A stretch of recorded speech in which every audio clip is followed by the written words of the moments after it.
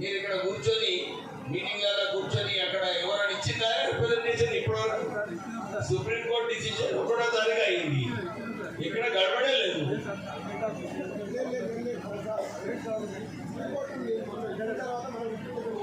పోలేదు అంటే మీరు రిప్రజెంటేషన్ ఇవ్వండి. ఎట్లయితే ఎస్సీలలో ఒక కమిషన్ వేసిందో ఎస్టీలకు కూడా ఒక కమిషన్ వేసి మీరు రిప్రజెంటేషన్ చేసినప్పుడే ఆ కమిషన్ చేసి వాళ్ళు కూడా స్టడీ చేస్తారు. ఎందుకంటే ఈ సుప్రీంకోర్టు డిసిషన్లో చాలా స్పెసిఫిక్గా ఇచ్చిందన్నమాట.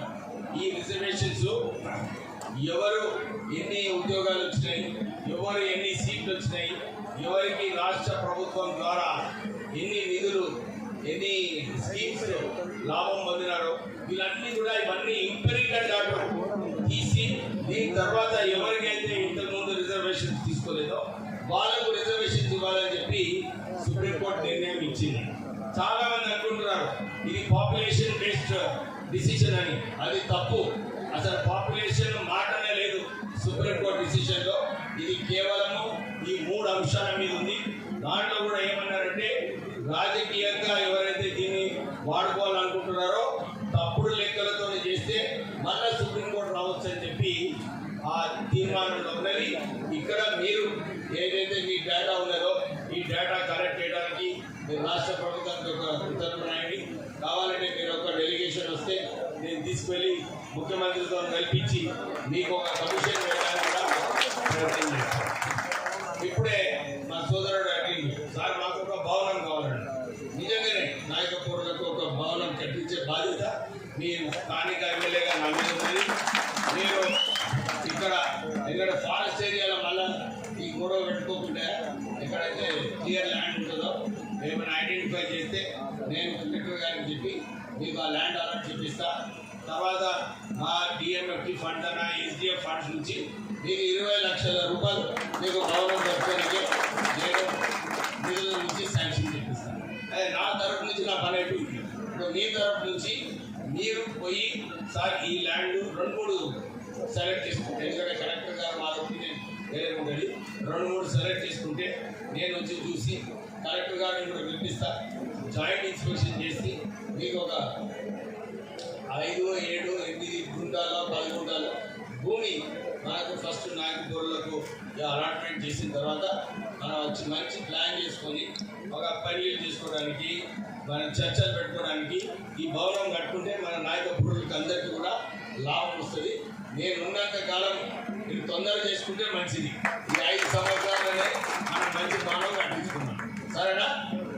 హైదరాబాద్లో వేరే మీటింగ్ ఉన్నందువల్ల వారు రాలేకపోయినారు. కానీ నేను మీ నాయకులకు అందరికీ కూడా భరోసా ఇప్పిస్తున్నా, నేను ఉంటా. కానీ మీరు నాతో ఎక్కువ టచ్లో ఉండాలి. ఖాళీ రాజన్న ఫోన్ చేస్తుంటాడు కానీ ఆయన సరిపోదు అందరు.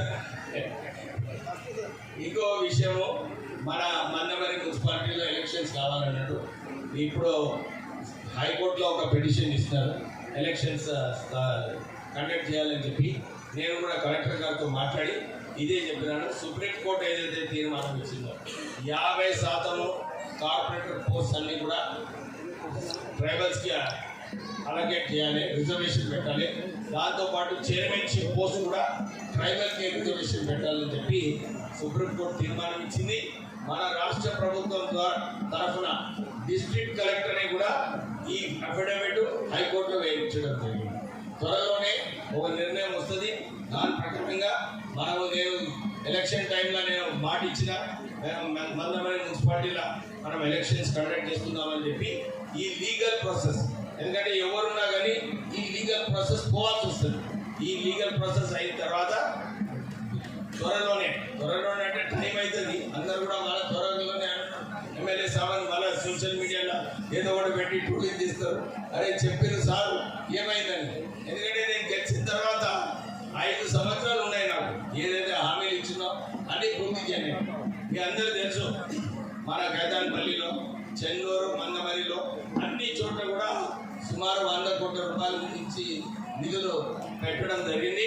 దాంతోపాటు డ్రింకింగ్ వాటర్ సప్లై కోసం కూడా 100 కోట్ల రూపాయలు, మన గైదాన్పల్లిలో 40 కోట్ల రూపాయలు మన ప్రజలకు ఉపయోగపడేలాగా పెట్టడం జరిగింది. నేబర్స్కి, మన ప్రజలకు అందరికీ కూడా మళ్ళొకసారి జై ఆదివాసీ చెప్తూ